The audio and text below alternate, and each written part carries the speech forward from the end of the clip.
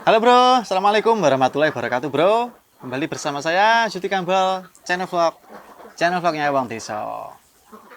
Oke bro, kesempatan hari ini bro, saya mau berbagi video yaitu tentang memelihara bebek bayah. Maksudnya beli bebek bayah atau memelihara bebek dari usia nol, atau bisa dibilang membesarkan sendiri. Kalau di kampung bilang tuh, kalau di tempat saya tuh namanya ngeletek bro. Ngeletek itu ya memelihara dari meri, dari usia nol hingga bertelur. Nah, seperti halnya ini bro, kalau yang di belakang sini ini bebek bayah bro. Jadi memang saya belinya dari bayah.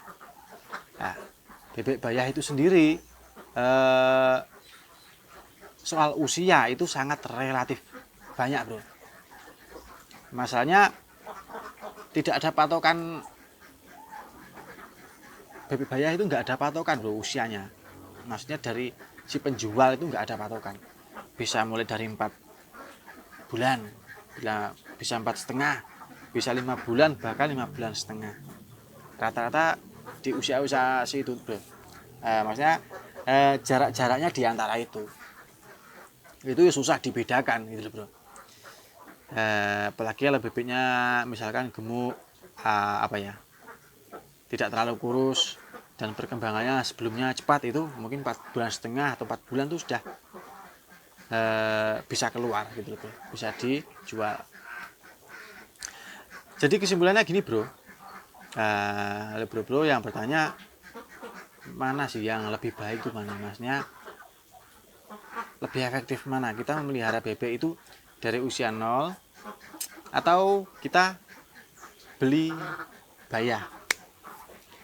Ya jawabannya gini bro, semua itu ada kurang dan lebihnya masing-masing bro. Dari kita beli bebek bayah itu juga ada kelebihannya dan juga ada kurangnya. Terus kita memelihara dari nol pun juga seperti itu. Ya tergantung bro sendiri lah bro. Kebiasaan menurut saya itu kebiasaan. Banyak faktor bro untuk kita memilih memelihara sendiri ataupun membeli bebek bayah. Tapi di sini kita mau membahas soal kelebihan dan kekurangannya bro ya. Jadi gini bro, kalau kita membeli bebek bayah itu kelebihannya bro ya, kelebihannya ya pasti cepat bro. Kita nggak perlu melihara dari nol kan, pasti cepat, lebih cepat untuk siap bertelur. Yang kedua, kita bisa ngirit. Nah ini yang paling paling berpengaruh bro, ngirit tempat. Nah, memang bagi bro yang tempatnya terbatas, tidak punya tempat untuk memelihara dari nol, itu memang kesulitan untuk memelihara DOD dari nol. Rata-rata beli bayah supaya bisa langsung masuk ke kandang kan itu.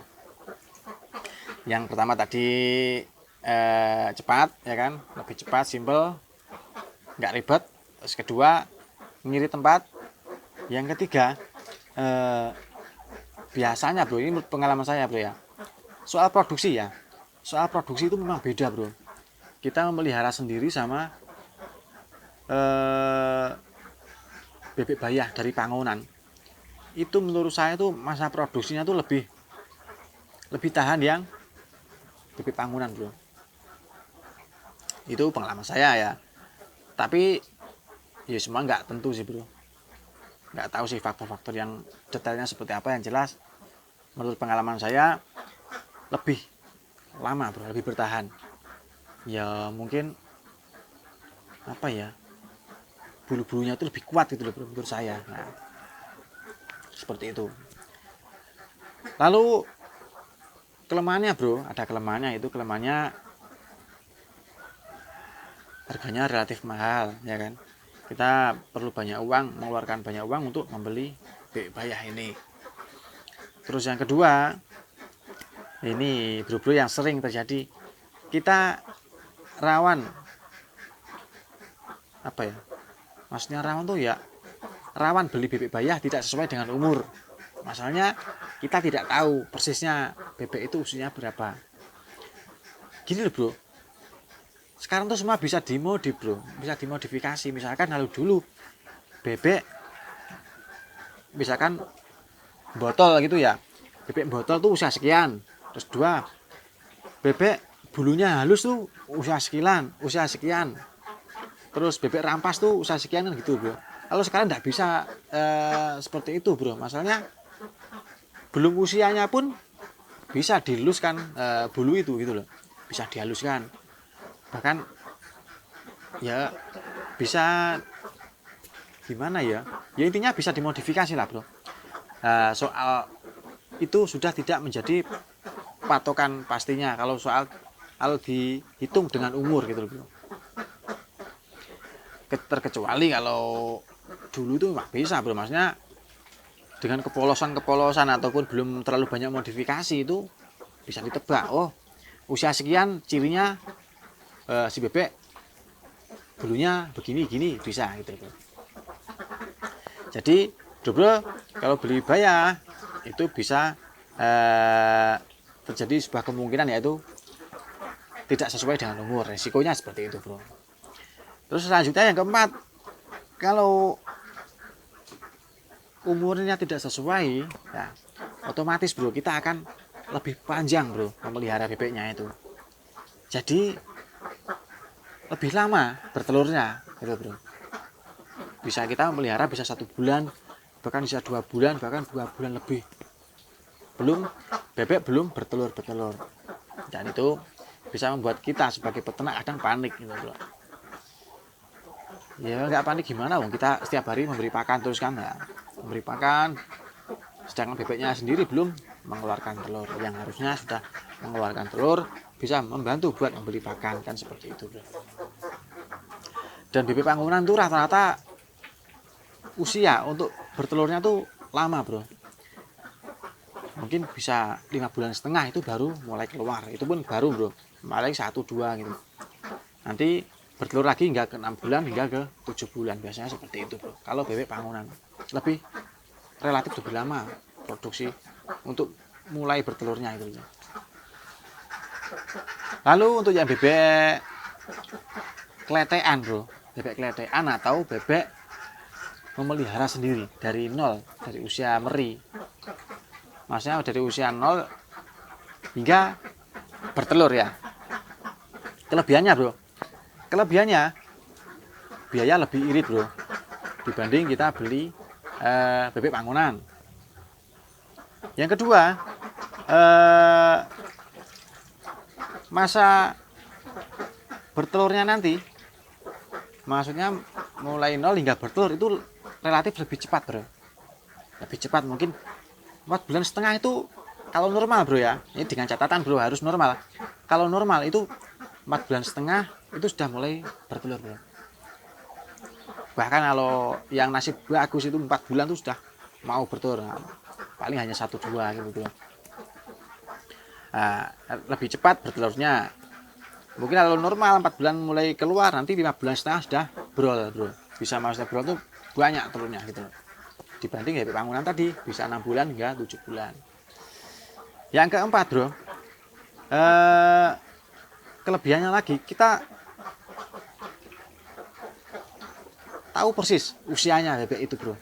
Jadi kita bisa kapan kita mau memberi pakan yang biasa, kapan kita waktunya harus memberi makan yang bagus. Nah, itu karena kita memelihara dari nol. Jadi kita punya kelebihan, yaitu lebih leluasa dalam mengatur manajemen pakannya bro, gitu bro.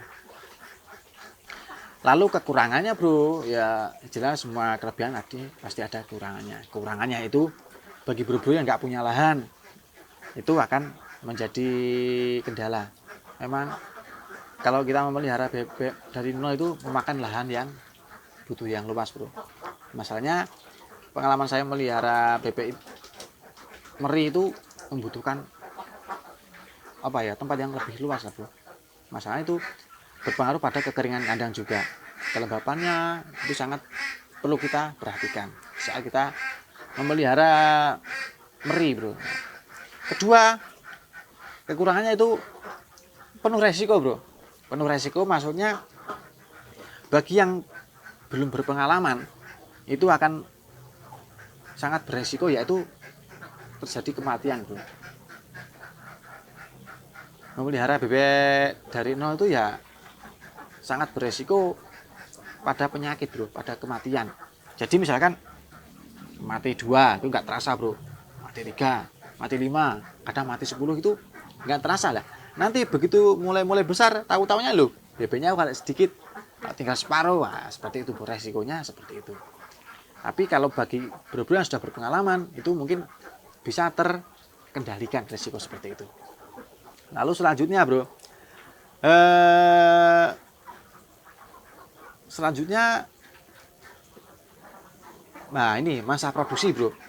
Masa produksi telur bebek bikinan sendiri atau bebek letean atau bebek kita memelihara sendiri, itu menurut saya relatif lebih pendek, bro, dibanding bebek bangunan. Nah, itu alasan jelasnya kurang begitu tahu, bro, ya.